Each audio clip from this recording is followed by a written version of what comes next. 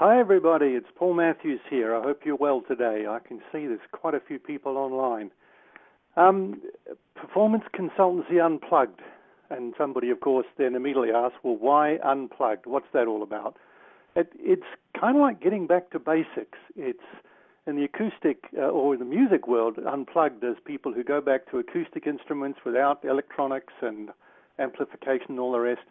It's getting away from all that extra stuff that's wrapped around things. So what I want to do is look at some of the hype and the myths that actually get in the way of people dealing with their performance problems. The myths do get in the way, and there's a lot of groupthink around some of the things that are going on with performance.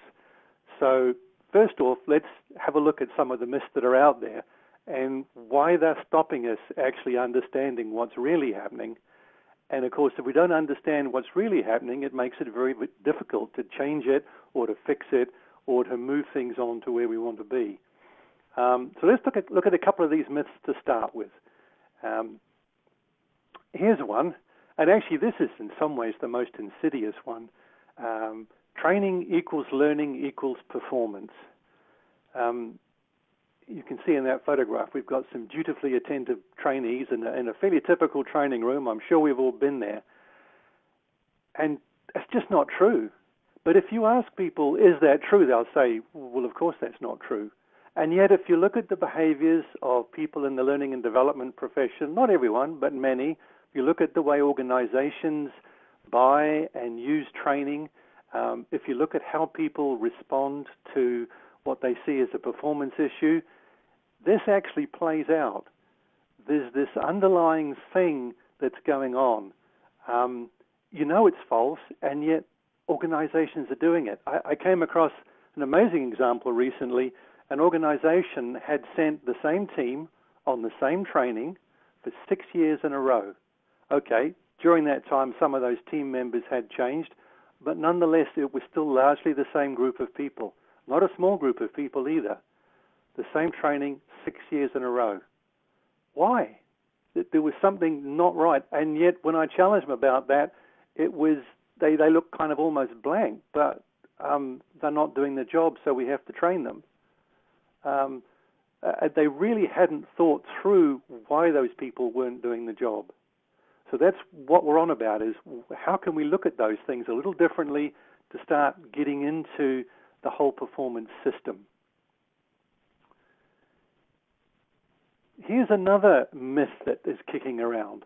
And of course, if we want to think that training equals learning equals performance, underneath that is this one, that learning equals behavior change.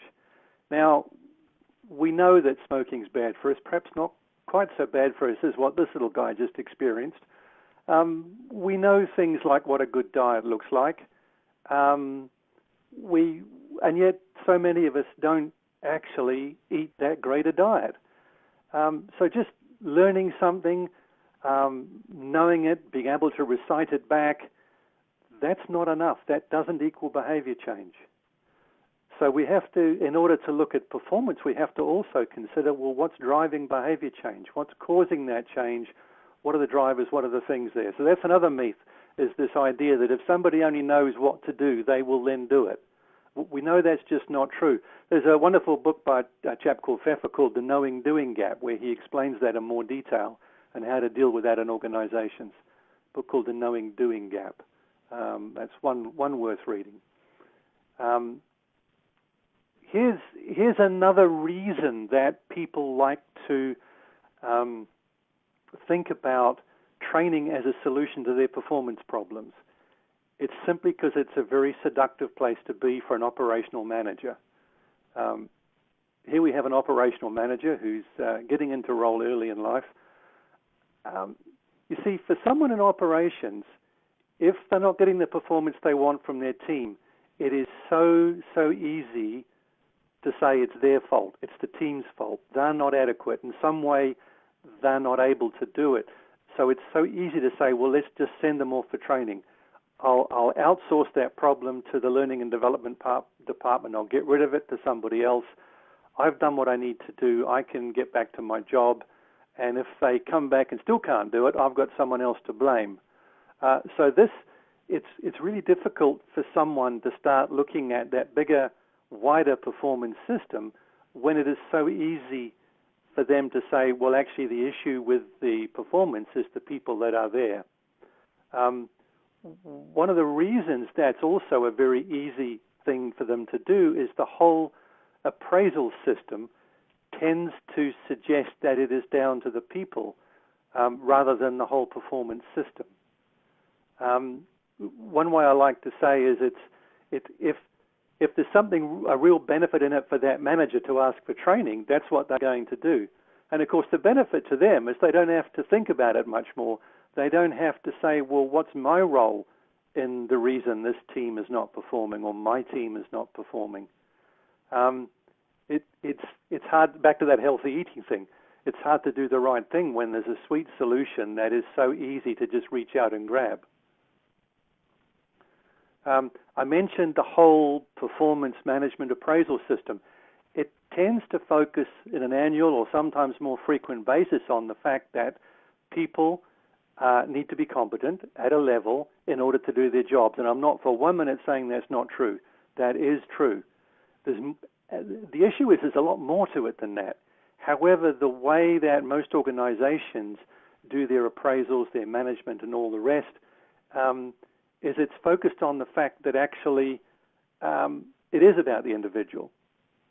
And that's unfortunate because it's pushing the focus in almost the wrong place when you think about it. This is part of what we're getting at. So we'll come back to this theme on a number of occasions.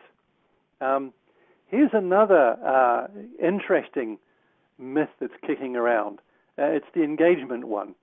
If we have engaged people, we'll get performance. And oh, by the way, happy people leads to engagement. And again, I'm not saying that's not true, but it's a very simplistic way of looking at it. There's a much bigger thing going on there.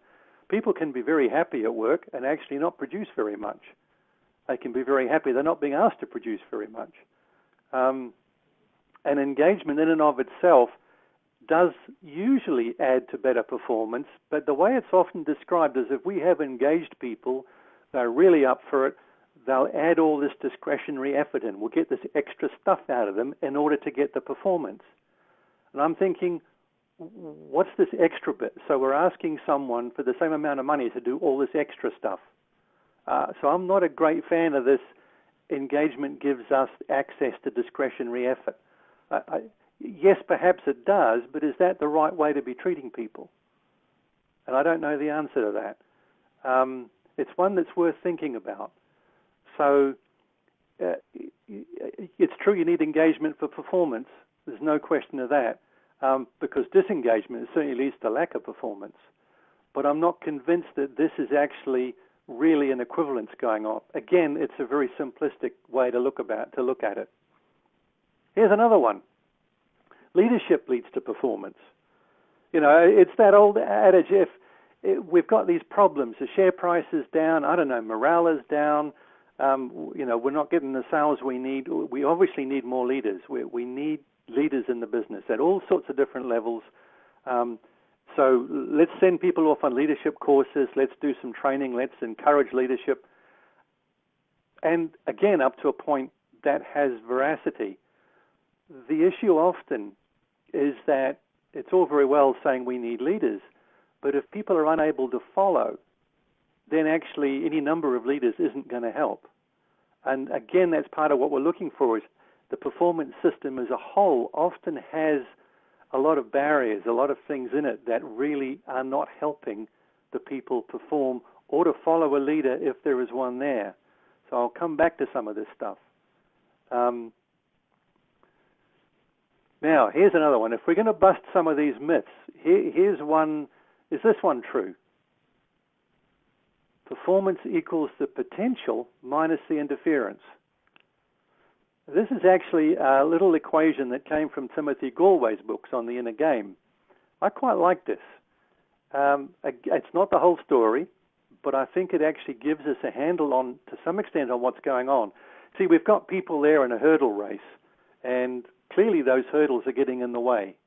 Now, even if they didn't fall over the hurdles and they managed to jump them all very easily, if there was even any of these people running alongside on one of those lanes that had no hurdles in it, they would definitely beat the others. The hurdles are actually restricting their speed, slowing them down. That's interference. Now, in this case, the hurdles are there for a purpose, to see how well people can deal with the interference. But their potential is far higher. If we took the hurdles away, they would all make much faster times over that same distance. Their performance would improve if we could remove the interference. And this is an interesting way to start looking at what's actually going on. So there's a couple of choices here. You can start increasing the potential in some way, and there's a number of ways of doing that. You can also start looking at what's interference and removing the interference. It's a bit like Kurt Lewin's model of restraining and promoting forces. So we need a process to start thinking about performance as a whole system, and some way to identify the potential that's there and the interference that's there, and finding the levers to pull within that whole system to actually be able to change what's going on in that system so that we get better outputs from it. So that's where we're heading into now, is a fundamentally a very simple tool, or a very simple idea on how you can start doing that. Okay. So if we look at performance as a system, there's all sorts of things going on in this box in the middle, people doing stuff. There's a range of inputs, and we want a range of outputs. If we're not getting the outputs that we are seeking or that we desire, we could say then our performance isn't where we would like it to be. And of course, you can also look at this in the future, by the way. You can think, well, in the future, things are going to change. We're going to, I don't know, open a new factory. We're going to put in a new software system. There are changes coming, new legislation in or whatever. And as a result of that, we will then end up with reduced outputs if we don't make any changes from where we are at the moment. So even if performance is good now, you can also use this same process to anticipate what might happen in the future and start looking at what levers you need to pull in the future to deal with upcoming anticipated issues. So if we have performance as a system, how do we dive into the middle of that system and find out what's going on? Systems thinking can get pretty complicated sometimes. So I've reduced this down, and this is a very simplistic approach. What I do know is that it works, because I've used it a whole lot of different times for different organizations. So let's dive in. By the way, that's not a self-portrait. That's not me diving in. This is just a story I want to tell you first. Some of you may have heard it before if you've been on any of my webinars or conference speaking slots or things like that. But I want to use this story because there's a really important thing to get across around some of the components that feed into what performance is. So really it's about helping us understand the definition of a couple of things. So just imagine for a moment that you are taking an 8-year-old boy to football practice. Let's call him Johnny. He's sitting there in the back seat right behind you, and you drive out. Maybe it's your son, maybe it's your neighbor's son, and you come out of your driveway and you hear a very unusual noise, a knocking noise out of the front of your car, and that worries you a little bit.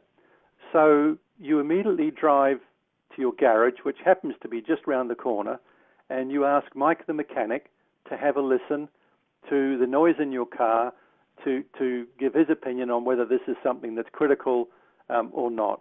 So there's Mike. He's listening to the noise in your car, and he says, it's okay. I've seen this before in this model. It happens from time to time. There's a plastic piece. It's about the size of a pen, and it's part of the breather mechanism. It's got a crack through it, and that's what you can hear rattling. We just need to replace it, and you'll be on your way in a few minutes. Not a problem. We always have this part in stock. So off he goes to get the part. So you turn to little Johnny and you say, it's okay, Johnny, we will get to football practice in time. This is only a few minutes, and we've got plenty of time in hand. Mike actually comes back and he says, I'm really sorry, but we don't have that spare part. I don't know what happened. We nearly always do, but today we don't. So we'll order one in, and I know you just live around the corner because you bring your car in regularly. I'll come around tomorrow morning first thing, as soon as we get it from the courier, and I will fit it completely for free, no charge at all, our fault. We should have had that part in stock. But in the meantime, please just take your car back home and park it up, because if you keep driving it and the rest of that plastic piece breaks off, you could do some serious engine damage. Now, you're driving back around the corner, little Johnny's in the back seat looking pretty sad, and my question to you is, was Mike, the mechanic, capable of fixing your car? Yes or no? So just notice what your answer is to that question, your immediate gut reaction answer. Was he capable of fixing the car? Now, here's a different question for you. If I was to ask little Johnny in the back seat, was Mike capable of fixing our car, what would little Johnny say? And I've asked this question of hundreds, thousands of people now, different audiences around the world, and it's really fascinating how the answers are split. If the audience is an HR, learning and development, that sort of audience, the majority of people tend to say, well, yes, Mike was capable. He didn't have the spare part, but yeah, he's capable. And then when I asked them, well, what about little Johnny? Their reaction is, well, no. Johnny would say, no, Mike wasn't capable because he's not going to football practice. And in effect, little Johnny doesn't care why the car couldn't be fixed. He just knows he's not going to football practice. If I ask that question of an audience that is largely made up of business managers, operational people, entrepreneurs, people who have a stake in the business and serving customers, their answer is pretty much unilaterally and 100%, well, no, he wasn't capable. We've got a customer driving away from the business that wasn't served. For whatever reason, we were unable to support and do what was asked by the customer. So no, not capable. It's really fascinating, and I've thought about that, and I think what is going on is that those who immediately answered yes, Mike was capable, are answering a different question. The question they're answering is, was he competent? Which is different to was he capable. Yes, he was competent. He could fix it if he had all the parts and everything was going his way. But in the moment, he was actually incapable. In the moment, when he was asked, he did not have the capacity of being able, which is what capability is all about. Now, I know that this is a slightly different definition to what people in human resources and some others might use of the word capability, particularly where it comes to dismissal proceedings and things like that. But just run with me for the course of this webinar. Let's just take the idea that capability is answered a simple question. Can the worker do the job in front of them, yes or no? If they can, they're capable. If they cannot, they are incapable. Now, this actually doesn't really say much about their competence. And that's interesting. So we do need to separate out in our mind what a competent worker is versus what a capable worker is.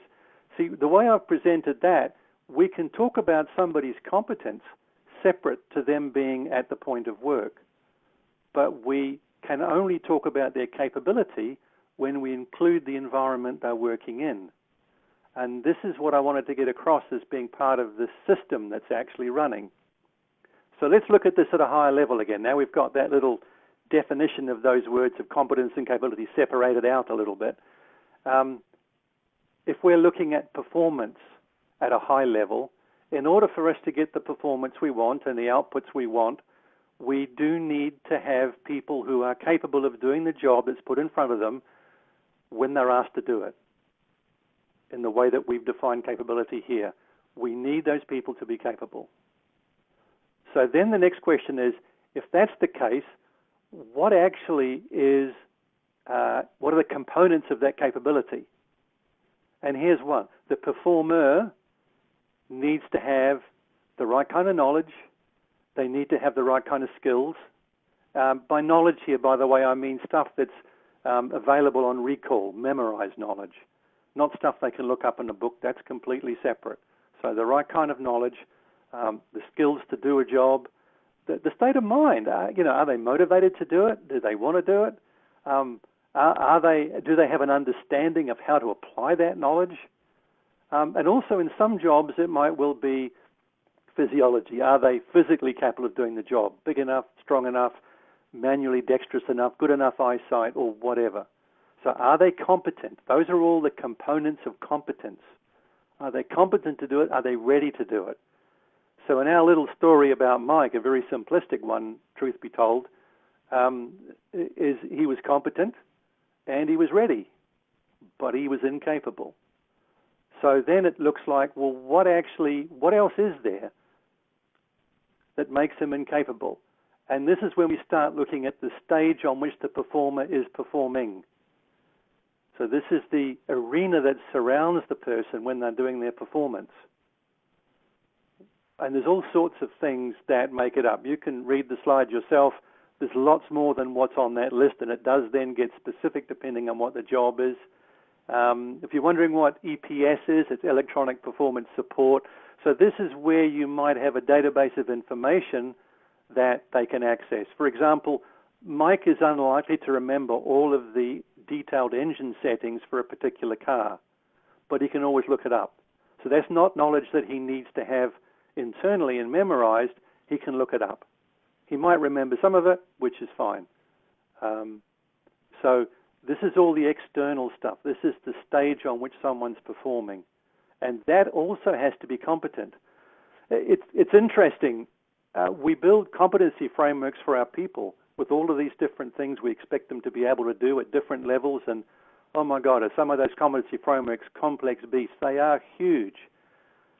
But I've not yet ever seen a competency framework for the environment that performer is going to be performing in.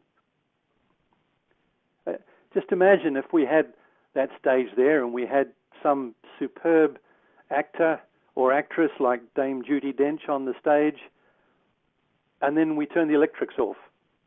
We unplugged them, and they had no lights and no sound system. They would be incapable of delivering a good or wonderful performance to the people up in the audience. And yet we know they're competent. So this happens all too often. So what we've got is the larger diagram here of the performer and the stage on which they're performing. I also like to add this little guy in here somewhere because that's actually a recipe for performance if you're looking at it like that. Think about it for a minute. Here's all the different components. Here's all the different things that make up what helps people be capable at the moment, at the point of work. And when you get that, then you will get performance at the level that you're seeking. So if you're not getting the performance you want, somewhere, somehow, somebody is not capable of doing what they're being asked to do. And then you've got to say, well, actually, why? What are the barriers? What's the interference that's getting in the way? What's stopping them? And very often what we try and do is we go and push the performer more. On the left-hand side, we send them off for training. We try and focus on the performer. And as I said, our appraisal, our performance management processes tend to focus us there anyway.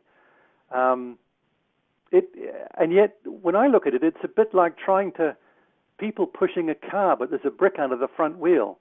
It's so much easier to push the car if you go and pull the brick out.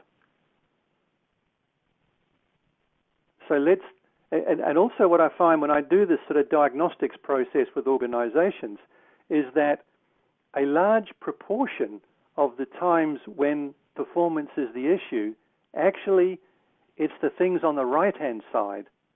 It's the environmental factors that are stopping people doing. And by large, I mean anywhere between 60 and 80% of the time, it's down to the fact that someone is stopped from doing their job. Just think back over the last month. How many times were you able to do what you set out to do, either because you delegated it to yourself or delegated it to somebody else, and you couldn't do it. Something stopped you. Now, of those times when you were unable to complete that task to your satisfaction when you wanted to, how many of those times was it because you weren't competent, you didn't have the right skills or knowledge? And how many times was it due to something outside of yourself, whether you had control of that or not? Something in your environment stopped you. And nearly everyone I speak to says there's a good 60, 70, 80% of the time, sometimes more, it's things in their environment that stop them doing what they want to do. They know what to do. They're happy to do it. They want to do it. They're motivated to do it. They just can't because a colleague doesn't deliver, because the IT systems break down, because, like Mike found out, there's no spare parts in the box in the spare parts room. So what we have to do is start really thinking about what's ruining the recipe. What's stopping the recipe working? I've been reliably informed that's a recipe that didn't work. Actually, I quite like the gooey stuff in the middle, if you think about it. I used to lick it out of the bowl when my mother made cakes when I was a boy. It was good fun. So how do we dig into what's there, that whole performance and environmental system? How do we find the hidden stuff? And so this is the obligatory picture of a cute kitten. There's something hiding. It's kind of hiding in plain sight too. And that's what's interesting, is because of the way we think, because of those myths that I talked about at the very beginning, we tend to miss or not notice this stuff that's hiding in plain sight. It's absolutely fascinating. Now, the tool that I think is the easiest and best to use, and I'm sure there are others around, is the well-known fishbone diagram, sometimes called the Ishikawa diagram, which was named after a chap called Kaoru Ishikawa, who in the 1960s used it extensively for quality, tackling quality problems in the Kawasaki shipyards in Japan. But the tool itself has been around since the 1920s, I understand.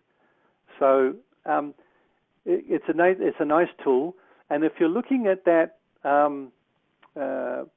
performer and stage thing, we've actually got a two-fish problem here. So the first fish is the one that you can see there, where the effect that we're investigating is someone not being capable, and those are the four common things that lead into competence. So at an individual level, is anything missing from the individual that would mean they're not capable? Do they have the knowledge? Do they have the skills and so on? And if you say, well, they don't have the knowledge, then of course you go back on your 5 whys process and say, well, why is that knowledge missing? You know, how can we put it into them in some way that means they've got it? Or is it simply they don't have the knowledge, but actually they could reach out for it in their environment, if the environment was supportive of that? And that's where you start getting into your second fish. So if you are doing this diagnostics, it's great to use a whiteboard and put 2 fish up on there. For those of you who don't or haven't come across this, just look the fishbone diagram up on the internet. There's heaps of stuff there on how to use it, and so I won't go into the details of how to use the tool. It's just I've found this particular tool exceptionally effective at this. So the second fish, again, the cause, we're looking for causes, and the ultimate effect is, again, not capable. But here the ribs on the fish are a little less defined, because the ribs here are all of the things that are the factors in the environment that might prove to be barriers to the performance happening. So you can do your 2-fish diagram. Now here's something that's interesting. Whenever I've done this with an organization, one of the ribs that keeps turning up consistently, time after time after time, on the environmental side of this performance system is the management that the people who are performing are subjected to. And I use that word subjected on purpose. And the reason is that the managers actually have a huge amount of influence over the factors that are in the environment around someone when they're doing their job. Now, they don't have total control over everything. For example, in a larger organization, they certainly wouldn't have control over things like pay grades, pay scales, the rules around flexible working and things like that. But a huge amount of what does surround someone when they're working, the atmosphere they're working in, and so on, does come back to that supervisor, that team leader, that manager who is responsible for that team in that area. And this is why it's actually quite difficult for a manager to look at this, because very often the finger points back at them. And so there's this, you need to take them through it gently, and they need to get to the point where they understand that actually they can't just send their team off automatically for training when they're not getting performance. There's a much bigger picture going on, and unfortunately, a lot of the things that may well be getting in the way of that performance, they are responsible for, either through neglect or through not noticing it's their job or just not doing their job. And that's the other reason it's very difficult for them not to just send people for training, is because they'd rather not get blamed for the performance of their team if they can blame someone else. It's a bit simplistic again, but I've certainly come across that in organizations, and it can take quite a bit. It was one call center I was working with and went through this, and finally the group of first-line supervisors I was talking with said, one of them actually said, the problem here is us, isn't it? Now, they had been asking for a training course for the people on their teams, and we went through this process, and then one of them finally said, the real problem is us. And they looked at each other a bit sheepishly, and then one or two nodded, said, yeah, I think you're right. And they went away. And they stopped asking for that training course because they realized it wasn't going to help. And in fact, they themselves ended up going on a short training course and then looking at how they were working with their teams. And they got much better results than if they had just done what they'd wanted to do to start with, which is sending people off on that training course they wanted in the first place. So that's really important to start looking at that whole. So we're looking at the system again. What's in the middle? So this is a way to dig into that, is look at the competence of the performer and the competence of the stage on which they're performing, and almost do that as two separate exercises but in parallel alongside each other. And as I said, typically when I've done this on a large number of performance problems, whether it's just for an individual or a team or even a whole department, what comes out of that investigation is the fact that a good 60% plus, 70% plus of the barriers or of the reasons that performance is not happening are down to things that are a problem in the environment, not within the performer themselves. So traditionally, I think we've been looking in the wrong place to solve performance problems. We've been focusing on the performer, not the stage. So start thinking about it differently. Start looking at how you can dig into that performance system and just think differently about performance. It's kind of like evolving your thinking, doing something different. What I'm going to do now is I've kind of reached the end of the stuff that I have prepared. I notice there's a few questions on the board. So there's my contact details. You're welcome to send me an email if there's something you'd like to ask about this. I've got a couple of published books out there. These 3 little tips booklets you can see on there are available completely for free off our website, so go ahead and grab them, download them. And we also have some online software products you can check out there as well. But what I'm doing is I'm just looking at the questions on the chat here. What does EPS stand for again? Electronic Performance Support. So this is the kind of online reference system you might have. If we go back to the mechanic example, it's kind of like the manual or mechanic's handbook for that car, where it has all the information about engine settings and so on, spark plug gaps, and so on.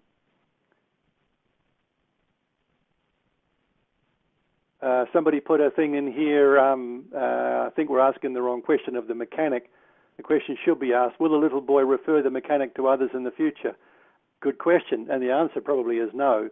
Of course, that mechanic story was an exceptionally simplified idea, just to get a semantic point across.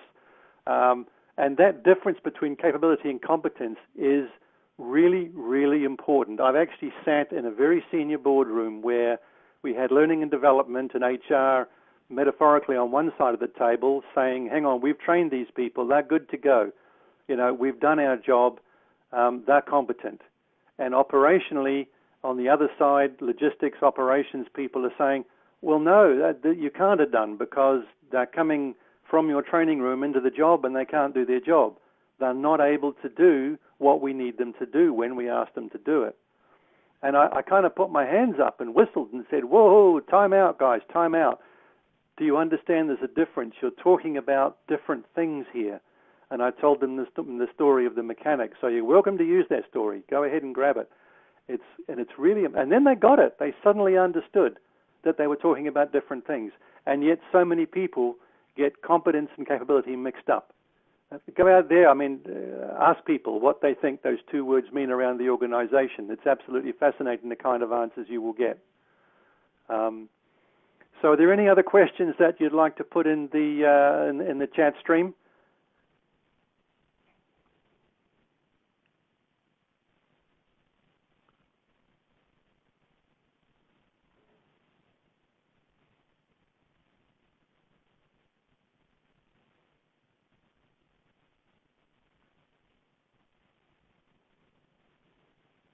Well, on that fine note, we don't have any more people going there. Rather than sort of drag things out, I think it's just appropriate to finish off there. So by all means, drop me a line. Or someone's just asked, informal learning available to download as a book. You can get it off Amazon. It's on Kindle. So that would be where you would grab that. But no, we don't have it as a PDF to download. So if you go to Amazon, you can buy it direct from there, either on Kindle or in hard copy. And that's Amazon around the world too, so any of your local Amazon. And as well as the other book too, fairly obviously.